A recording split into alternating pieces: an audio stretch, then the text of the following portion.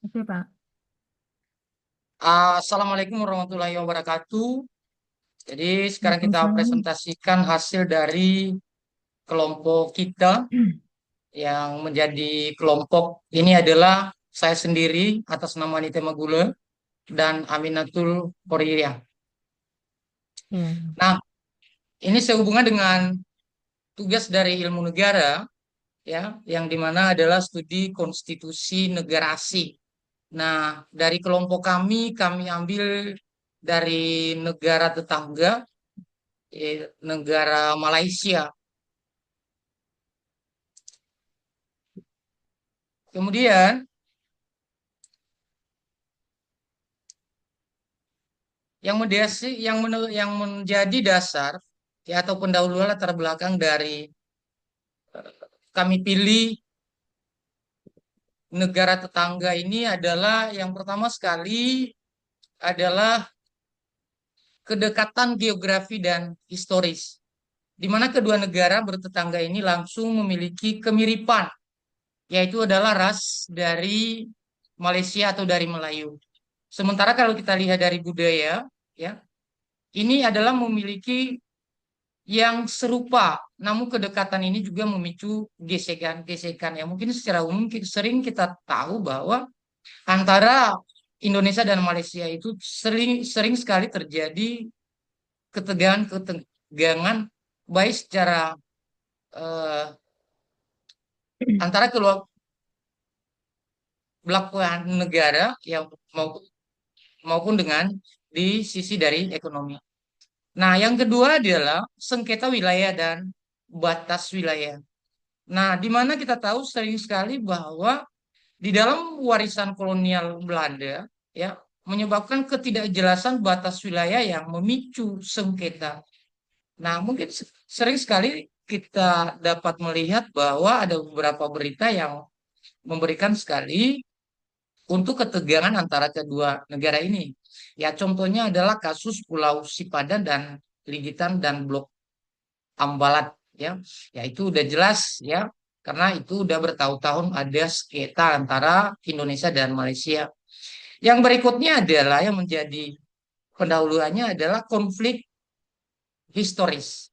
Di mana konflik historis ini adalah ketegangan pernah memuncak saat konfrontasi pada tahun 1960. Nah, ini mengakibatkan adalah penolakan Soekarno terhadap Federasi Malaysia. Jadi artinya kalau kita lihat dan buka sejarah eh, ke belakang bahwa ada beberapa hal-hal yang ditolak oleh Bung Karno itu sendiri. Nah, yang paling sekali kita dilihat di dalam eh, konfliknya antara Indonesia dan Malaysia ini adalah isu dari sosial dan ekonomi. Nah, ini sekarang sering sekali terjadi bahwa masalah pekerjaan seperti migran ya, ya kalau TKI, kemudian adalah perdagangan gelap seperti ilegal dan beberapa hal yang merupakan gesekan dari kontemporer ini. Nah, itu sering sekali terjadi karena sehubungan dengan kedekatan dari sisi geografis ini. Dan paling terakhir adalah perbedaan kebijakan. Nah, mungkin kebijakan dari Indonesia dan Malaysia itu ada beberapa yang faktor ya perbedaan kebijakan itu sendiri. Nah, kalau kita lihat dari perbedaan interpretasi hukum internasional dan kepentingan nasional seiring menciptakan ketegangan. Jadi artinya eh, ini sudah jelas sekali bahwa perbedaan kebijakan ini ya mungkin ada perbedaan-perbedaan antara negara Indonesia dan Malaysia. Nah, di sini ada deskripsi negara Malaysia itu sendiri karena kita atau kami dari kelompok ini adalah mengambil dari negara. Nah, sebelumnya kami akan menjelaskan sedikit deskripsi negara Malaysia walaupun tidak seutuhnya. Nah, yang pertama sekali adalah identitas dari dasar negara, di mana kita tahu bahwa negara Malaysia itu ya merupakan negara federasi monarki konstitusional yang dibentuk pada 16 September 1963. Jadi itu menunjukkan bahwa identitas negara Malaysia itu adalah memiliki negara federasi monarki. Yang kedua adalah dari sisi kewilayahan. Nah, di mana kita tahu bahwa negara Malaysia itu terdiri dari 13 negara bagian dan 3 wilayah federal atau Kuala Lumpur sebagai ibu kota. Yang berikutnya adalah kita lihat dari sisi demografinya. Nah, dari sisi demografinya adalah di mana kita tahu bahwa masyarakat majemuk yang terdiri dari etnis Melayu, Tionghoa, dan India. Jadi artinya negara Malaysia itu ada beberapa dari demografinya. Ya, ada orang-orang dari Melayu, ada dari Tionghoa, dan ada dari India. Sementara kalau kita lihat dari sisi kepercayaan dan agama dan bahasa, nah artinya negara Malaysia itu adalah mayoritas negara Islam sebagai agama resminya. Sementara bahasanya adalah bahasa Melayu sebagai bahasa nasional mereka. Itu kalau kita lihat dari sisi deskripsi negara Malaysia. Nah, berikutnya kalau kita lihat sisi dari sistem politik dan pemerintah di negara Malaysia itu ada beberapa hal. Yang pertama sekali adalah bentuk pemerintahan. Ya, di dalam negara Malaysia itu sendiri adalah menganut monarki konstitusional federal dengan sistem parlementer dan Webster. Yang kedua adalah kepala negara. Karena di mana kepala negara yang dipertuangkan Anggong atau raja. Karena artinya kepala negara ini adalah turun dari raja. Dipilih bergiliran setiap 5 tahun dari 9 sultan Melayu. Jadi artinya ya kepala negara ini adalah ya dari raja. Ya. Nah sementara negara Malaysia itu yang memiliki otorita dari kepala pemerintahnya adalah Perdana Menteri yang didukung oleh mayoritas dari parlemen. Jadi artinya kalau kita bandingkan dengan Indonesia adalah kepala negara sebagai pemegang kekuasaan tertinggi, ya sementara di negara Malaysia adalah ada dua, ya artinya ada raja dan ada perdana menteri. Nah kalau kalau kita lihat dari sisi analisis konstitusinya, gimana sih kalau kita melihat dari analisis konstitusi dari negara Malaysia itu? Yang pertama sekali adalah dari sifat konstitusinya. Nah, sifat konstitusi ini adalah konstitusi federal, di mana adalah hukum tertinggi segala undang-undang yang bertentangan dianggap tidak sah. Sementara kalau kita lihat dari landasan historisnya adalah berbasis pada Perjanjian Persekutuan Tanah Melayu di tahun 1948 dan Konstitusi Kemerdekaan 1957. Sementara kalau kita lihat dari prinsip dasar atau rukun di dalam negara itu adalah yang percaya yang pertama sekali adalah kepercayaan kepada Tuhan. Nah, begitu juga di dalam Indonesia ya kita akan percaya kepada Tuhan. Yang kemudian adalah kesetiaan kepada raja dan negara. Jadi artinya ya seluruh masyarakat Malaysia itu harus kesetiaannya kepada raja itu harus diwajibkan. Yang berikutnya adalah keluruhan parlemen, kelembagaan. Ya. Yang berikutnya adalah kedaulatan undang-undang dan kesopanan dan kesusilaan. Jadi itu prinsip dasar di dalam negara-negara Malaysia itu sendiri. Nah, bagaimana kalau kita lihat dari struktur kekuasaannya? Ya, karena kita tahu bahwa tadi ada raja dan ada perdana menteri. Nah, pertama sekali adalah dari struktur kekuasaan, ya. Yang pertama sekali adalah dipegang oleh legislatif, di mana legislatif ini adalah memiliki sistem bikameral yang terdiri dari Dewan Rakyat, ya, atau perwakilan dari rakyat seperti di Indonesia adalah DPR RI dan Dewan Negara atau Senat. Nah, kemudian adalah dipegang oleh eksekutif. Nah, eksekutif ini adalah Perdana Menteri dan Kabinet yang menjalankan administrasi negara. Ya, itu yang masuk di dalam struktur kekuasaan. Dan paling terakhir adalah yudikatif, di mana yudikatif ini adalah sistem peradilan mandiri yang dipengaruhi oleh common law.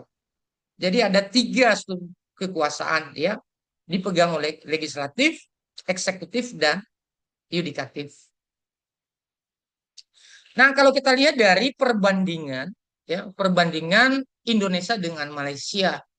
Nah, kalau kita lihat dari bentuk aspek ya, di mana bentuk negara, kalau kita lihat dari Indonesia adalah republik presidensial. Sementara kalau kita lihat dari Malaysia adalah monarki konstitusional. Jadi artinya ada perbedaan ya antara dalam bentuk aspek Indonesia dan Malaysia. Sementara yang berikutnya adalah kepala negara. Nah, di sini adalah Indonesia, ya. Kepala negara itu dipilih oleh rakyat itu sendiri, ya. Sementara kalau kita lihat dari Malaysia adalah dipegang oleh kepala negara itu adalah raja yang nantinya adalah bergilir dari sultan-sultan yang sudah ada, ya. Artinya itu udah eh, final, tidak bisa kita ubah terkecuali kalau misalnya kita mengubah dasar-dasar dari eh, undang-undang yang berlaku masing-masing negara, baik di dalam Indonesia maupun di dalam negara Malaysia itu sendiri. Yang berikutnya adalah kepala pemerintahan.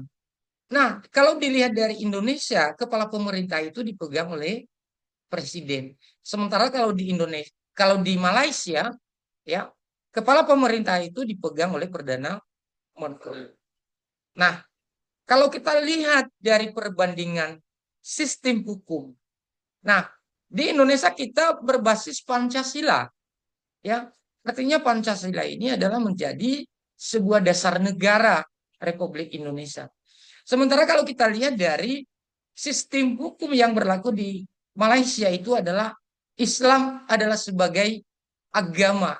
Jadi artinya yang berlaku adalah hukum-hukum dari Islam. Memang kita lihat dalam di Indonesia ada beberapa bagian ya seperti eh, apa namanya daerah-daerah khusus istimewa. Ya, sering kita lihat bahwa ada daerah istimewa Banda Aceh. Artinya ada hukum-hukum yang berlaku yang berkaitan dengan keagamaan itu sendiri. Nah, bagaimana kalau kita perbandingkan dengan geografi, ekonomi, dan militer? Ya, yang pertama sekali adalah kita lihat dari sisi ekonomi ya antara kedua negara, baik Indonesia maupun Malaysia. Nah, kalau kita lihat PDB per kapita Malaysia lebih tinggi ya atau lebih makmur rata-rata ya, namun total PDB Indonesia lebih besar karena luas wilayah dan populasinya. Jadi artinya ada perbedaan. Walaupun PDB ya Malaysia itu lebih tinggi, tetapi PDB kalau kita lihat dari besar luas wilayah itu Indonesia lebih besar. Bagaimana kalau kita lihat dari sisi geografisnya antara Indonesia dan Malaysia itu sendiri? Nah, Indonesia merupakan negara kepulauan terbesar, ya, karena di mana memiliki 17.000 pulau, ya. Sementara Malaysia itu lebih ringkas sehingga pembangunan infrastruktur lebih teratur. Nah, bagaimana kalau kita lihat dari sisi kemiliteran, ya, atau pertahanan, ya, atau kekuatan di dalam militer? Nah, berdasarkan Global Fleet Power Index, ya, kapasitas militer Indonesia jauh lebih unggul dibandingkan Malaysia. Ya, mungkin teman-teman bisa atau bisa kita lihat perkembangan antara Indonesia dan Malaysia. Nah, berdasarkan penjelasan di atas, maka kelompok kami menyimpulkan, ya, kesimpulan yang pertama adalah antara Indonesia dan Malaysia ya adalah memiliki sistem pemerintahan yang baik, ya, memerlukan mekanisme hukum yang kuat, ya. Jadi artinya di dalam Indonesia maupun di dalam Malaysia itu adalah memiliki pemerintahan yang baik, memerlukan mekanisme hukum yang kuat. Kemudian adalah kesimpulan yang kedua adalah keberhasilan sebuah negara tidak hanya bergantung pada struktur sistemnya, tetapi pada etika baik ya, atau goodwill-nya para penyelenggara negara dalam menjunjung tinggi keadilan dan demokrasi. Artinya, ya, baik di dalam negara Malaysia dan negara Indonesia. Ya, artinya sebuah keberhasilan negara itu adalah kembali pada sebuah kepemimpinan. Apakah kepemimpinan itu memang menjalankan tugasnya sebagaimana yang sudah diterapkan di dalam konstitusi setiap negara atau hanya sebagai nama saja. Jadi artinya dalam hal ini adalah antara negara Indonesia dan negara Malaysia adalah memiliki kesesuaian. Ya, tetapi untuk menjalankan ya ada perbedaan karena didasari dengan dasar-dasar dari negara itu.